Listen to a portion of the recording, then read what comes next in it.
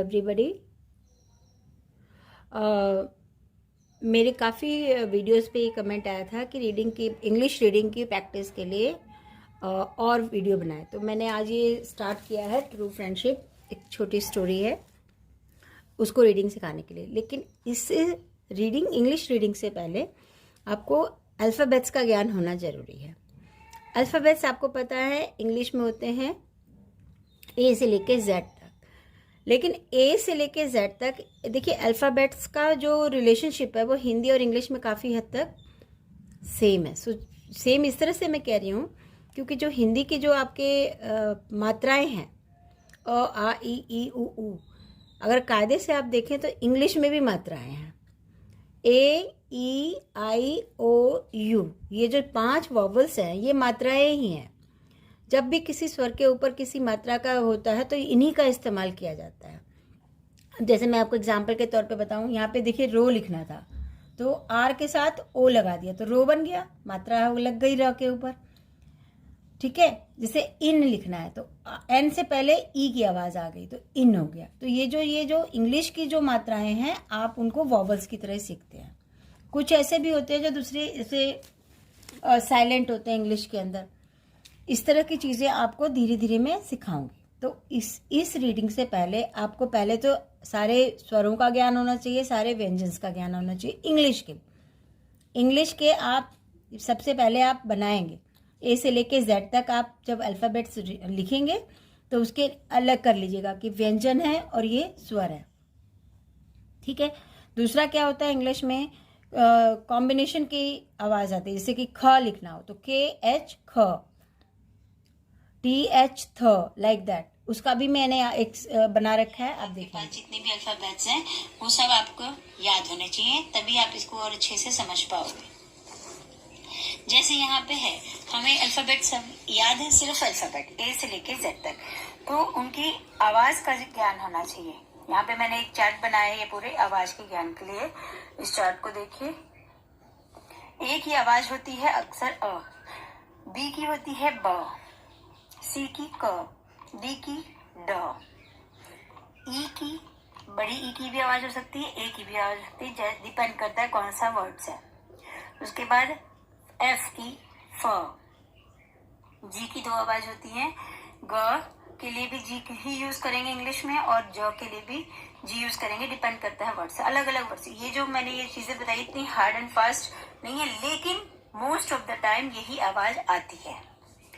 जे के लिए ज, के लिए क, एल के लिए ल, एम के लिए म, एन के लिए न, ओ की अल्फाबेट आ जाता है तो औ की साउंड आएगी, पी आएगा तो प की आवाज आएगी, क्यू आएगा तो क्यू की आवाज आएगी, कुई करके आवाज आती है क्यू की, आर आएगा तो र, एस आएगा तो स, टी आएगा तो ट। बहुत इजी है ये, जब आप बार बार बोलोगे देखिए ट ट टी टी ट ट सेम साउंड आ रही है, इस चीज को आसानी से याद हो जाता है। छोटे बच्चे भी बहुत जल्दी कैच कर लेते हैं।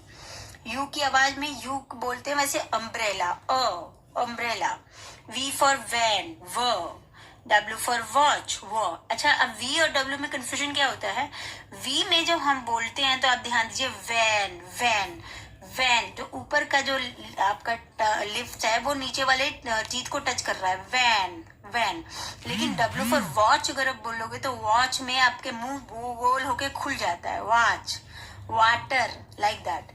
एक्स की आवाज ज, वाई की आवाज य, जेड की आवाज ज। इसके बाद क्या होता है कि कुछ कॉम्बिनेशन के भी साउंड्स आते हैं। जैसे जी एच अगर हम मिला दे तो उसका आवाज अलग हो जाता है। जी एच घ, एस एच श, सी एच च, जे एच झ, पी एच फ, टी एच ठ थ। और अगर टी एच में ई भी मिला दिया तो द की आवाज आ गई। तो एक बार जब ये आप साउंड्स लर्न भी ना करें, अगर एक बार देख लें 2 बार 3 बार और धीरे धीरे इसको पढ़ने की प्रैक्टिस करेंगे तो आपको ऑटोमेटिकली आ जाएगा। इस चार्ट को आप सेव करके भी रख सकते हैं ताकि आपको अगर पढ़ने में परेशानी हो तो आप इमीडिएटली इसको रेफर कर लें। एक बार मैं रिपीट कर देती हूँ। A for a, B for b, C for c, D for d, E for e, F for f, G for g, H for h। I के दो साउंड है, E भी आता है, I भी आता है। E जब किसी व्यंजन के साथ लग जाता है, जैसे व्यंजन मान लीजिए आपका यहाँ पे जो है, तो जो के साथ लग गया तो G की साउंड आ जाएगी।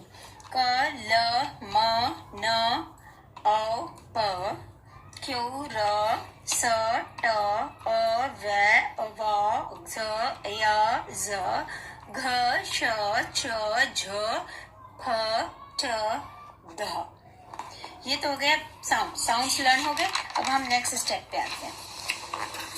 क्या अगर आप ध्यान दें तो हमारे जो हिंदी में व्यंजन होते हैं और मात्राएं होती हैं, इसी तरह इंग्लिश में भी आपके कॉन्सोनेंट्स हो गए, इनको कॉन्सोनेंट कहते हैं और इनको वॉवल्स कहते हैं। इसमें 5 वॉवल्स होते हैं इंग्लिश में, ए, ई, आई, ओ, you. A, E, I, O, you ये मात्राओं का काम करते हैं और ये आपका व्यंजन का काम करते हैं हिंदी के हिसाब से। इंग्लिश के हिसाब से इसको हम कॉन्सोनेंट कहते हैं। क्या कहते हैं? कॉन्सोनेंट। और ये कहते हैं हम वॉवल यानी कि मात्राएं। अब जैसे कि कॉन्सोनेंट अगर मात्रा से जुड़ा तो क्या बना? बी, ए, बै, बी, ई, बे, बी, आई, बी, बी, ओ, बो, बी, यू, अ, ब, ऊ की मात्रा भी कई बार आती है, बट मोस्टली ये आता है। इस तरह सी के साथ जोड़ दे तो सी, ए, कै, सी, ई, से, सी, आई, सी, सी, ओ, को, सी, यू, क। आप क्या कर सकते हैं कि अभी शुरुआत है तो आप अब मजे के लिए ही चाहे तो ऐसे सारे इसमें से व्यंजन उठा लें जो आपके चार्ट में मैंने व्यंजन दे रखे थे, उन व्यंजनों को उठा के और इन मात्राओं की मदद से जो नए शब्द बन सकते हैं वो आप अपनी लिस्ट में बना लें। तो एक तो आपको समझ भी आ जाएगा कॉन्सेप्ट, और दूसरा आपको पढ़ने में बहुत आसानी हो जाएगी। अब देखिए, बी, ए, बै बना, बै से बना एग्जाम्पल के तौर पर बैट, बी, ई, टी, बैट, बी, ए, टी, बैट। अब बी, ई जो है इसका साउंड होता है बे, बी, ई का साउंड हो गया बे, तो बी, ई, टी, बैट। बी, आई का साउंड हो गया बी, तो बी, आई, एन बन गया बिन। बी, ओ, बो, B, O, L, T, bolt. B, U, ब, B, U, T, but. Repeat करूं? Bat, bat, bin, bolt, but. अब मैं आपको रीडिंग सिखाती हूँ। जैसे अभी हमें पता चल गया कि ट का साउंड ट, र, उ, ट, र, उ। एक चीज आपको याद रखनी है कि लास्ट में अल्फाबेट जो होता है, जैसे ई क्या अभी आपको मैंने बताया ये मात्रा है, तो इसकी साउंड नहीं आएगी। अगर इसकी साउंड नहीं आएगी तो क्या बन जाएगा? True, true, true. अब आप इसको देखिए, फ, र, अब आई और ई दो मात्राएं जुड़ गई हैं। अगर आप ध्यान दें तो ये ई का साउंड है और ये ए का साउंड है, ई, ए। तो लास्ट में पहले ई आया और बाद में ए आता है हिंदी में, तो हम ए को मिला के बनाएंगे ए, ई और ए को मिला के बनाएंगे ए, तो बनेगा फ्रेंड, फ्रेंड। फिर बना एस, एच। अब ये कंपाउंड साउंड है इसका, मतलब इसको और इसको मिला के साउंड बनाना है। अब ये स था अकेले, ये था ह, स और ह मिलके बन गया श, स और ह मिलके बन गया श। तो श, ई की मात्रा जुड़ी प, तो क्या बना? शिप। ये छोटी ई की मात्रा है, ध्यान दीजिएगा। आई लेटर हमेशा छोटी की मात्रा होती है, तो बन गया शिप। तो बना ट्रू, ई की साउंड को छोड़ेंगे, true, friendship, friendship, friendship. Next, अब यहां पे देखिए, टी, एच, ई हमेशा द होता है, ये कंपाउंड वर्ड है, इन तीनों को मिला के द बनता है, द। तो बना द और र। तो ये द्र ऐसे नहीं बनेगा, फिर देर, देर, देर, देर। ठीक है। ल पे छोटी की मात्रा व, ए, ड, तो क्या बना? ल पे छोटी की मात्रा व, ए, ड, लिव्ड। ए नहीं बोलेंगे इसको आप। हमेशा ध्यान दीजिए एक चीज और, जैसे अ, ब, क, जब आप अल्फाबेट भी पढ़े ना तो उनको उनके साउंड की मदद से पढ़ें। अ, ब, क, ड, लाइक दैट। तो इस तरह से सही रहेगा। यहाँ क र ओ, क्रो, क्रो। यहाँ पे ये जो ये है, ये भी आपका एक तरह से सेमी वॉवल है। आप ध्यान दीजिएगा, डब्लू सेमी वॉवल की तरह कई बार इस्तेमाल होता है, उसका अपना साउंड नहीं निकलता है, उसका अपना साउंड नहीं निकलता है। तो लास्ट में होने की वजह से ये सेमी वॉवल की तरह काम कर गया। तो अब आपको सिर्फ इन 3 का लेटर का साउंड निकालना है, क र ओ, क्रो। इन, द, न, ए, स, ट, नेस्ट। एंड, ए, न, ड, एंड, अ, र, रै, ब, ई। अब डबल बी में ब को जोर से देना है, जोर देने के लिए डबल बी लगा दिया। ब, ब, रै, ब पे ई की मात्रा, बी, ट, rabbit. In the hole, last में ई छोड़ देना है, ई को नहीं पढ़ना है। ह ओल, होल। ऑफ, ऑफ, अ, न। अब ये बड़ी की मात्रा है, डबल ई मतलब बड़ी की मात्रा। नीम, नीम। ट, र बड़ी की मात्रा है, और एपोस्ट्रोफी एस का मतलब होता है का। ट्रीज, ये एपोस्ट्रोफी एस का मतलब होता है का। ट्रीज ट्रंक, ट्री का ट्रंक, ट्री का ट्रंक। ब, ओ। अब ई नहीं है यहाँ पे, तो द ना होके ये बनेगा थ।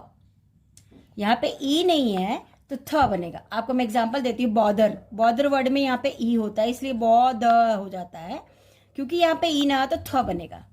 Both, both. अब ये देखिए, व, शुरू में व आ गया तो यहाँ पे वॉवल नहीं होगा, नॉर्मल साउंड होगा।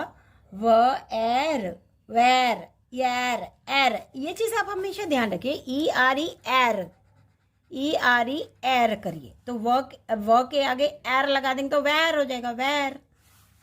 फ, आ, स, ट, फास्ट। फ्रेंड्स, ये तो हमने ऊपर सिखाया था, तो ये बन गया आपका फ्रेंड्स। अब ये बनाइए, there lived a crow in the nest and a rabbit in the hole of a neem tree's trunk. Both were fast friends. अब हम किसी भी चीज़ को जब रीडिंग करते हैं तो हमारा मेन मकसद होता है कि हमें पढ़ते पढ़ते वो हमें समझ में आ जाए। तो उसके लिए मैंने एक ट्रिक निकाली है कि ब्लॉक रीडिंग करनी है, और मैंने ये आजमाया भी अपने फर्स्ट सेकंड के बच्चों को, कि जब मैंने उनको ब्लॉक रीडिंग करके बोला तो उन्हें मैटर का जो हिंदी है ट्रांसलेशन अपने आप आ गई, उनको स्पेशल करना नहीं पड़ा। तो ब्लॉक रीडिंग बहुत इंपॉर्टेंट है अगर आपको इस लाइन का मीनिंग समझना है। अच्छा, एक चीज़ और मैं आपको डिस्कस करती हूँ कि जैसे ये मेरे बेटे ने भी पूछा कि ये वर होना चाहिए या वैर होना चाहिए। जैसे मेरी ऑब्जर्वेशन है, आप लोग भी देखिएगा कि क्या मैं सही कह रही हूँ। जैसे हमने देखा यहाँ पे एक ये जो लेटर कंपाउंड लेटर है, 3 लेटर्स हैं, इसको हम एर पढ़ते हैं, एर। अगर हम इसको एर पढ़ते हैं तो हम इसको भी तो यहाँ एर पढ़ेंगे। कहीं भी देखिए, तो जब हम इंग्लिश की रीडिंग करते हैं तो जैसे उसके छोटे ब्लॉक्स होते हैं, हम उन्हीं को इन्हांस करके पढ़ते हैं। जैसे ये ईयर है तो ईयर के पहले न लगा दिया तो नियर बन गया। हो सकता है मैं गलत हूँ, आप लोग प्लीज़ अपनी प्रैक्टिस में इस चीज़ को नोट करेंगे और मुझे कमेंट डाल दीजिएगा कि मैंने जो बात कही है कितनी हद तक सही है। तो चलिए अब हम इसकी ब्लॉक रीडिंग करते हैं। अच्छा, ब्लॉक रीडिंग में भी एक क्वेश्चन आता है कि कैसे की जाए, तो मैं आपको बता दूं कि जो स्मॉल लेटर्स होते हैं ना, स्मॉल लेटर, जैसे ये ज़्यादा दिखते हैं आपके, इसको कहते हैं, ये जो मोर साइटेड वर्ड्स होते हैं ना, जो ज़्यादा फ्रीक्वेंसी होती है इनकी। अगर आप छोटे बच्चों को ये गेम भी दे सकते हैं कि भाई इन कितनी बार आया है काउंट करके दो, तो क्या होगा, वो इन ढूंढते ढूंढते ढूंढते ढूंढते इस तरह से पूरा रीडिंग भी कर लेगा। तो ये जो चीज़ होती है, ये हम ऐसे ब्लॉक बना लेते हैं। पहले आप पहले ब्लॉक ही बना लीजिए, तभी आपको समझ में आएगा। जैसे ये इन द नेस्ट हो गया,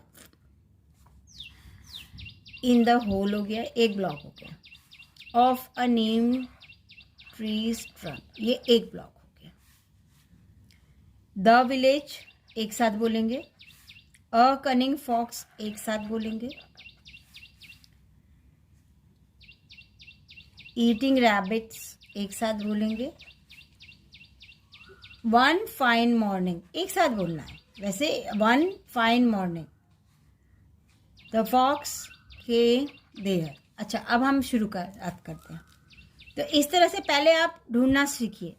देखिए, पहला स्टेप हो गया आपने अल्फ़ाबेट सीखे, दूसरा स्टेप हो गया आपने साउंड सीखी, तीसरा स्टेप हो गया कि आपने इस तरह से कंपाउंड वर्ड्स की साउंड सीखी, चौथा स्टेप हो गया कि पहले आप ब्लॉग बना लें।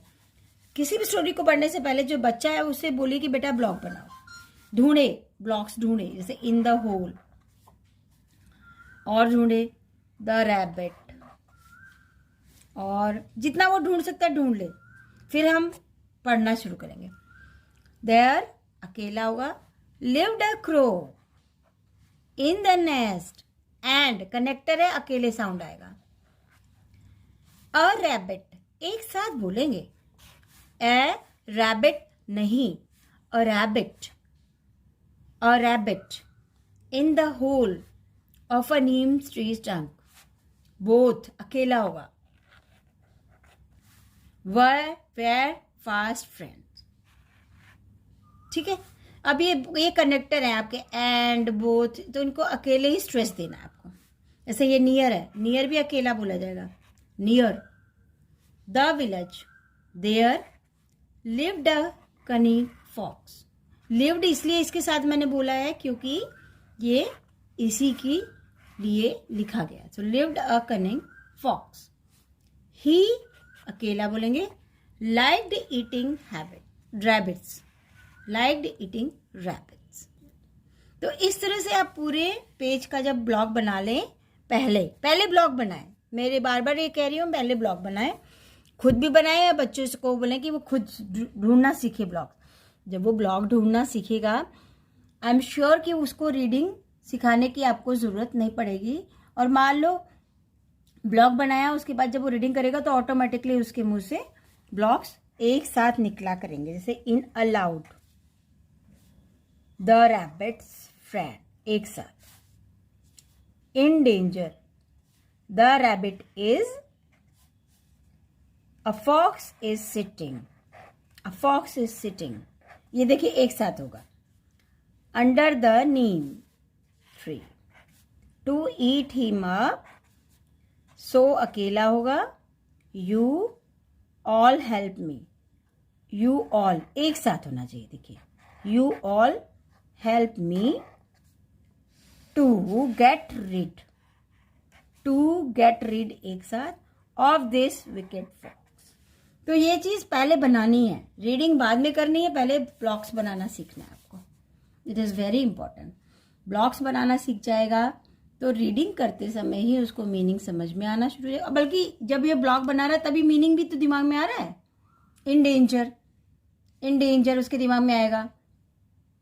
तो जैसे देखिए, ब्लॉग बनाया, मीनिंग अपने आप दिमाग में आया, और जब रीडिंग कर रहा है तो उसको इस अलग से ट्रांसलेशन की ज़रूरत ही नहीं है, वो अच्छे से रीडिंग करेगा। आई होप आपको मेरी बात समझ में आई हो। कमेंट ज़रूर करिएगा। अगर कोई और चीज़ आपकी क्वेरी है तो प्लीज़ लिख दीजिएगा, ताकि मैं और आपको दूसरी वीडियो बना के इसके साथ करूं। इसके सेकंड वीडियो में मैं आपको हिंदी से इंग्लिश ऑटोमेटिकली कैसे सीखते हैं वो बताऊंगी। Thank you. इसके बाद आप मेरी ट्रांसलेशन लॉजिक की कुछ वीडियोस हैं, ज़रा देखिएगा। उसमें क्या सिखाया है मैंने कि जो हिंदी और इंग्लिश का जो रिलेशनशिप होता है वो थोड़ा सा उल्टा होता है। तो ये चीज़ इसके बाद आप ट्रांसलेशन लॉजिक की वीडियो को क्लिक करके आप चेक करेंगे तो मेरी बात आपको और अच्छे से समझ में आएगी।